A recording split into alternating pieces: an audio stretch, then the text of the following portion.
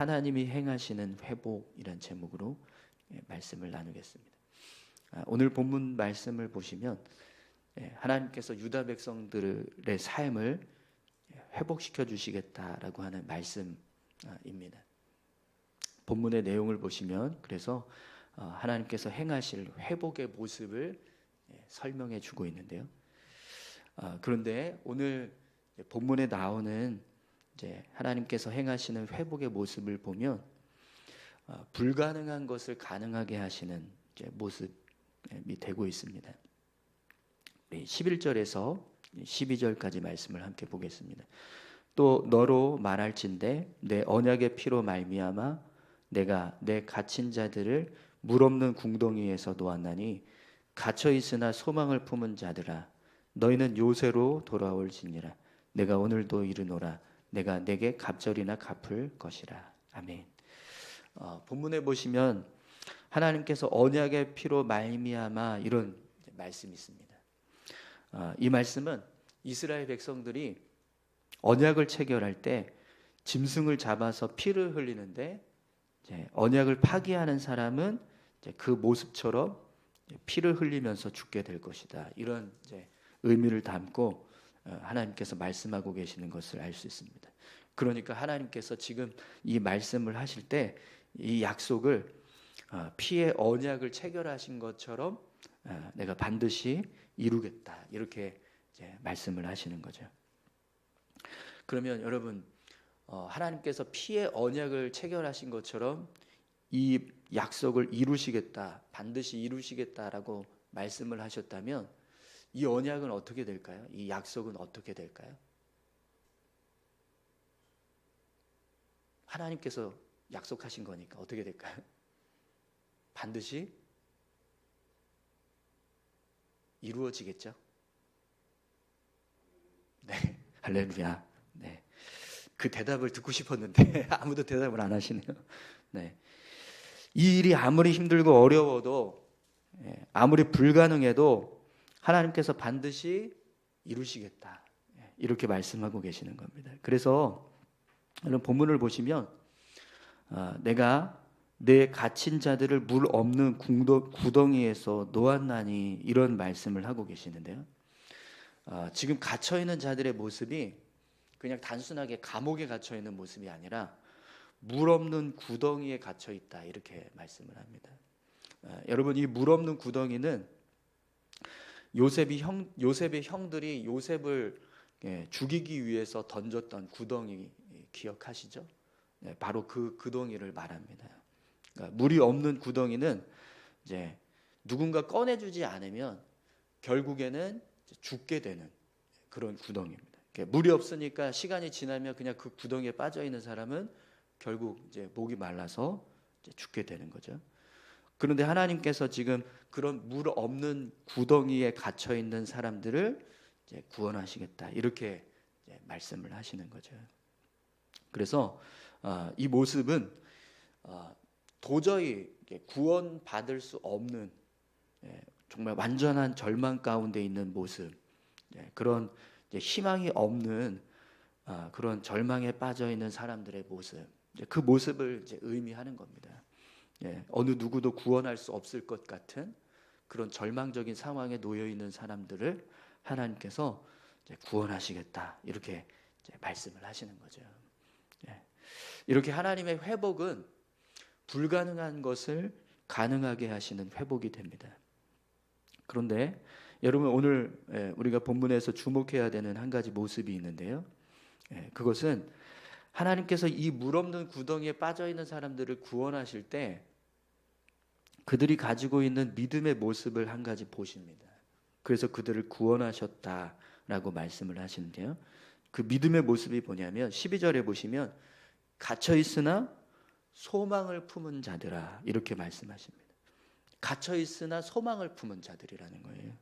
그러니까 이 말씀은요 완전히 죽을 수밖에 없는 소망 없는 그런 어떤 죽음의 골짜기, 물 없는 구덩이에 갇혀 있는 사람들이 하나님을 향해서 구원의 은혜를 소망하면서 하나님을 바라보고 있다라는 겁니다.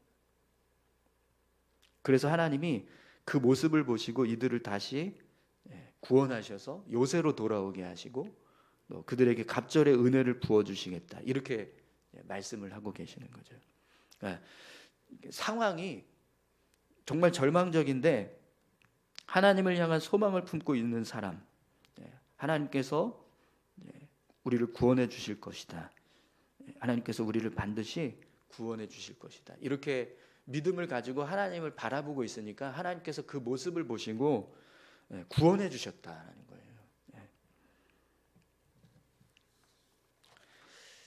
여러분, 하나님은요, 아무리 절망적인 상황이라도 하나님을 향해서 믿음을 잃어버리지 않고 구원의 은혜를 소망하는 사람들을 주목하십니다. 그리고 그들의 소망에 갑절의 은혜로 갚아주시는 분이 우리가 믿는 하나님이십니다. 오늘 저와 여러분들도 하나님을 향한 소망을 잃어버리지 않기를 축원합니다. 우리가 아무리 절망적이고 낙심되는 상황에 있다 할지라도 하나님께서 나를 구원해 주실 것이다, 하나님께서 반드시 나를 회복시켜 주실 것이다, 이 믿음을 가지고 있으면 결국에는 하나님이 불가능한 것을 가능하게 하시는 것처럼 그렇게 구원의 은혜를 베풀어 주신다는 거죠. 그리고 그 구원의 은혜는 오늘 본문에서는 갑절의 은혜라고 그렇게 표현됩니다. 갑절의 은혜로 우리를 구원해 주실 것이다 라고 말씀하십니다. 오늘 저와 여러분들이 그렇게 하나님을 향해서 어떤 어려움 속에서도 믿음을 잃지 않고 하나님을 의지하는 삶을 살아가실 수 있기를 축원합니다. 또 여러분, 오늘 본문 말씀을 보시면 하나님께서 행하시는 회복의 모습이요, 우리가 하나님의 능력을 나타내는 도구가 되게 하시겠다라고 말씀을 하십니다. 13절을 한번 보시겠어요? 내가 유다를 당긴 활로 삼고 에브라임을 끼운 화살로 삼았으니 시온아, 내가 내 자식들을 일으켜 헬라 자식들을 치게 하며 너를 용사의 칼과 같게 하리라. 아멘.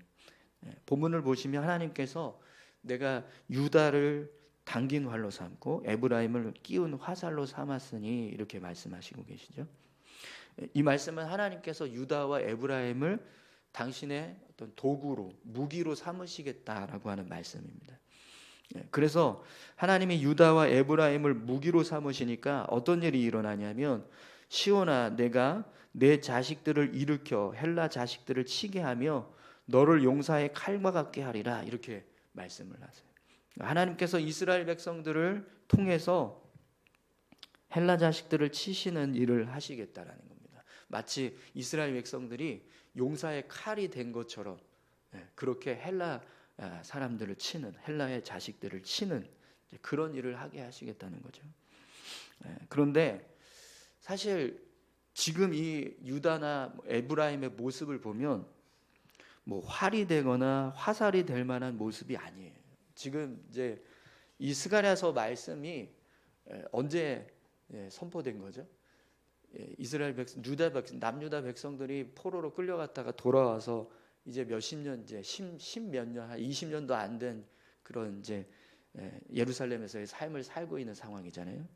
그러니까 성전도 지금 뭐 아직 다 건축된 것도 아니고, 뭐 지금 이 예루살렘이나 뭐 이제 북이스라엘, 뭐 에브라임의 그런 모습들, 뭐 유다의 모습들 다 사실은 뭐 활, 화살 뭐 이렇게 될 수 있는 상황이 아닙니다. 용사의 칼이 된다, 이건 현실적으로 불가능한 모습인 거예요. 그런데 하나님께서 유다와 에브라임을 쓰시니까, 시온의 자식들을 사용하시겠다라고 하시니까 이제 이런 일을 할 수 있게 된다라는 거죠. 여러분, 분명히 하나님께서 우리를 붙들어 주시고 또 우리를 사용하시면 우리가 가지고 있는 어떤 능력이 아닌 그 능력보다 더 큰 능력을 행하게 될 줄 믿습니다. 우리의 힘으로는 할 수 없지만 하나님께서 붙들어 주시니까, 하나님께서 우리를 사용하시니까 우리가 하나님의 능력으로 일하게 된다는 거예요. 오늘 저와 여러분들이 하나님께 붙들려질 수 있기를 축원합니다. 하나님께서 우리를 붙들어 주시고 또 우리를 사용하시면 우리가 삶을 살아갈 때 우리가 가지고 있는 능력보다 더 큰 능력을 가지고 살아가게 될 줄 믿습니다. 그래서 오늘 본문을 보시면 하나님이 회복하시는 유다 백성들의 모습, 하나님께서 사용하시는 이스라엘 백성들의 모습이 어떤 모습이 되는가, 그 모습을 한번 보시죠. 14절에서 17절까지 말씀. 여호와께서 그들 위에 나타나사 그들의 화살을 번개같이 쏘아내실 것이며 주 여호와께서 나팔을 불게 하시며 남방 회오리 바람을 타고 가실 것이라. 만군의 여호와께서 그들을 호위하시리니 그들이 원수를 삼키며 물맷돌을 밟을 것이며 그들이 피를 마시고 즐거이 부르기를 술 취한 것 같이 할 것인즉 피가 가득한 동이와도 같고 피 묻은 제단 모퉁이와도 같을 것이라. 이날에 그들의 하나님 여호와께서 그들을 자기 백성의 양떼같이 구원하시리니 그들이 왕관의 보석같이 여호와의 땅에 빛나리로다. 그의 형통과 그의 아름다움이 어찌 그리 큰지 곡식은 청년을 새 포도주는 처녀를 강건하게 하리라. 아멘. 이 14절에서 17절까지 지금 말씀하고 있는 이 모습을 보시면 사실 지금 유다 백성들의 능력으로는 이런 일을 절대로 할 수가 없습니다. 그런데 하나님께서 그들을 회복시켜 주시니까 이런 모습이 가능한 겁니다. 하나님의 능력이 유다 백성들과 함께 하시고 또 하나님께서 그들을 붙들어서 사용하시니까 이런 일을 하게 되더라는 거죠.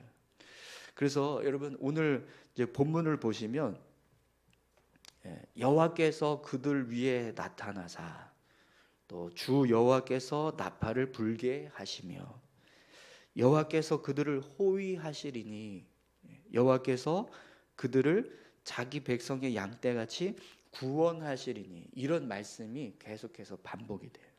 그러니까 하나님께서 함께 하시니까 원수들을 물리칠 수 있게 하시고 하나님께서 함께 하시니까 백성들이 구원을 받게 하시고 하나님께서 함께 하시니까 모든 것이 충만한 풍족한 그런 모습으로 회복이 되더라는 거예요. 오늘 저와 여러분들의 삶에도 하나님께서 함께 하시는 삶이 되시기를 축원합니다. 여러분 날마다 예수님과 함께 동행하는 삶을 사시기 바랍니다. 그러면 예수님께서 주시는 은혜로 여러분들의 삶이 가득 채워지게 될 줄 믿습니다. 우리 같이 기도하시겠습니다.